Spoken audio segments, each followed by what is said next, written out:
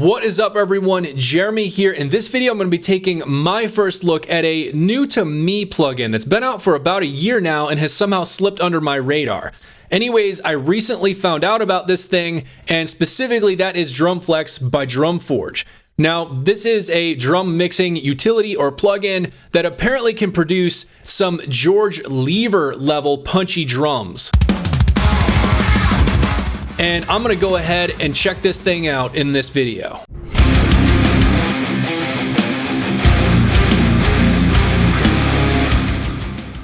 Alright, so Drumflex. This is a Swiss Army knife of drum mixing utilities brought to us by Drumforge, and I just want to jump right into the DAW because I'm excited to get my hands on this thing and start dialing in some awesome sounding drums here. And so I'm going to go ahead and just play back this session right now as it is.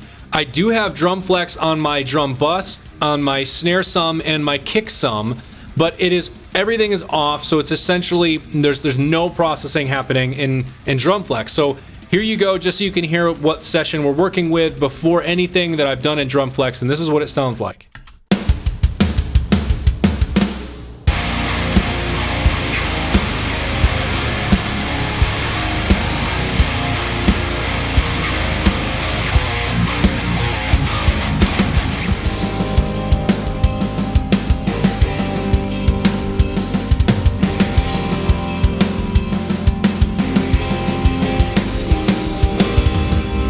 Alright, so that is the session we're working with before any processing done by Drumflex whatsoever. So really quickly, a feature overview of Drumflex. So the very first thing you'll notice is it has a mode: kick, snare, toms, and bus. And you can see I have it set respectively to the accordingly with what I have it being applied to. So this is my drum bus, and this one on the left, the one in the middle is my snare sum, the one on the right is my kick sum. So I've got those set up appropriately. Now, what's the purpose of the mode? Well, it's basically so that you're telling the plugin what sort of EQ curves to apply for things like the punch and the attack and the tone knob. And then the squeeze, which is essentially a compressor, you're telling it what sort of attack and release times to use. And that's important because all those things are going to be different depending on whether it's a kick, a snare, or a bus. So that is the purpose of the mode. Now, punch and attack and tone, I've already mentioned, they're kind of like just EQ curves. And then the squeeze is your compressor. You have the mix down here. Now notice all of these are at 50%. That's what it comes by default. So do note that if you get this, you start utilizing it, it is essentially in parallel mode where it's processing. You're getting 50% of the processed signal and 50% of the original signal. And I think that's probably going to be the best case for this, especially on the bus. I want to process these in sort of a parallel way where it's not all the processing from this, but if you double click this, you can just simply type in 100 and you get 100% if you want to do all in. And then you have input gain. Increasing the input gain is going to push things harder into the compressor, things like that. So you'll change up the sound by increasing the input gain, getting more compression. You have output gain, you can pull up or down, and then the red line here is a built-in clipper. So you can pull this down to the point where you want it to start clipping, and increasing the output level will also increase that volume to the point where it starts clipping as well. So that's a quick feature overview. Now let's get to the good stuff.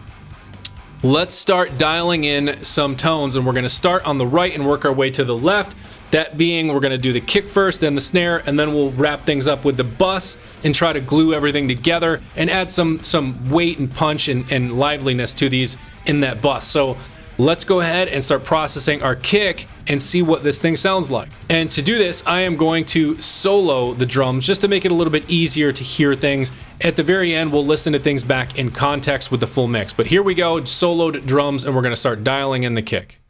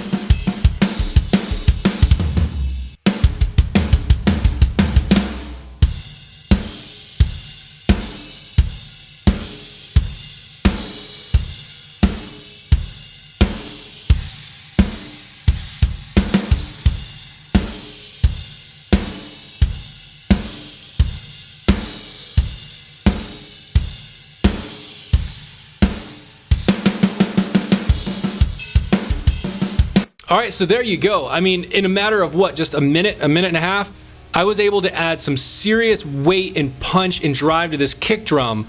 I added a little bit of to the top end here using the tone, and even a little bit of top end via the transient through the attack. And the squeeze, this compressor works really, really well. That added a lot of drive to this kick and a lot of weight. So I really like what this just did. And one thing I want to point out is I'm not in an EQ trying to just grab frequencies and pull things around and just kind of see what sounds good. They've kind of already done that work for me behind the scenes, and I just dial in the amount of it that I want or not. Same thing with the compressor. I didn't care about attack, release, thresholds, none of that. It's already dialed in for me. I just dial it up how much I want. And the other thing to keep in mind, I want to remind you, is we are not sending 100% of the process signal out here. So a lot of these, like I've almost got the punch up to max. I've got the compressor almost up to max. You know, almost halfway up on attack. So you may be looking at this going, whoa, that's a lot. But remember, we're only this is a parallel signal, and we're only sending 50% of the process signal is what's actually going out. So half of the original signal is still going through. So you can kind of dial these up quite a ways before you even really start to hear anything, because it's through this parallel mode. So that is the kick. Let's go ahead and start doing the snare now and see what we get.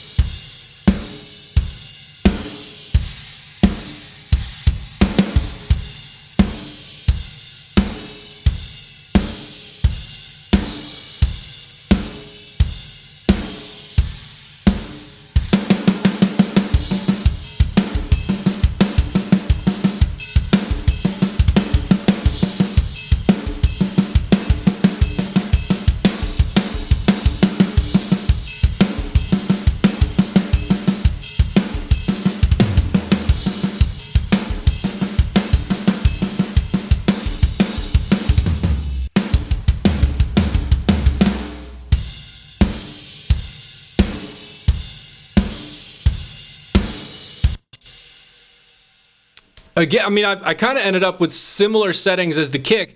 I really, really, really like the sound of the punch that this adds. The attack, the compressor sounds so good, and the tone knob is extremely musical. You can turn it all the way up, all the way down, and it never really sounds bad. I mean, overall, it sounds really, really musical. So I'm thoroughly digging this, and just how quickly and easy it is to dial things in with this. I'm loving it. So the last thing is the bus. So now this is where we get to glue everything together, maybe add some final punch and character, and just kind of see what we get here. But let's see what we can dial in the bus.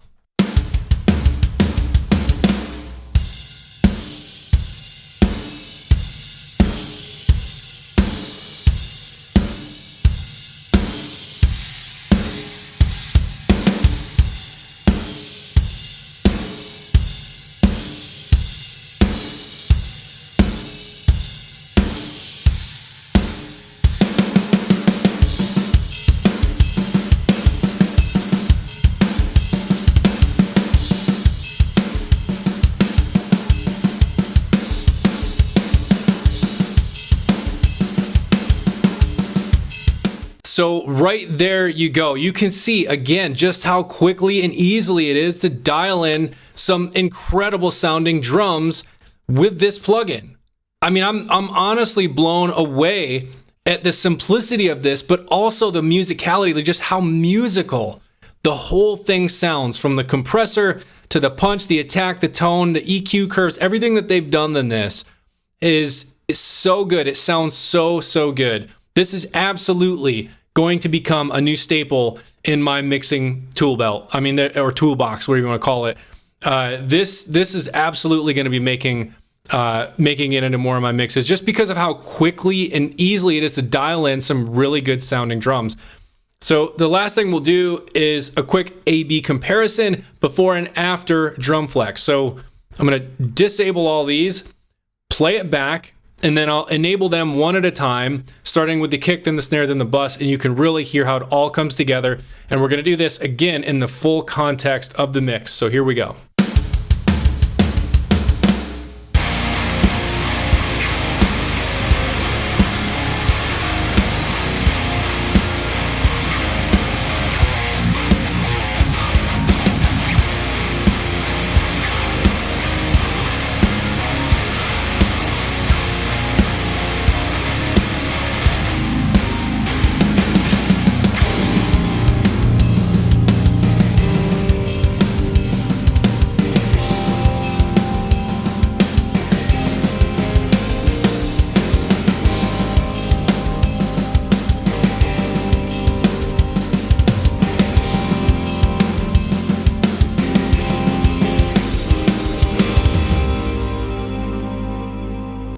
absolutely incredible. I'm thoroughly enjoying this plugin. So with that, we're going to wrap this one up. If you found this information or this video helpful, do me a favor, hit that like button down below and consider subscribing to my channel for more like this in the future.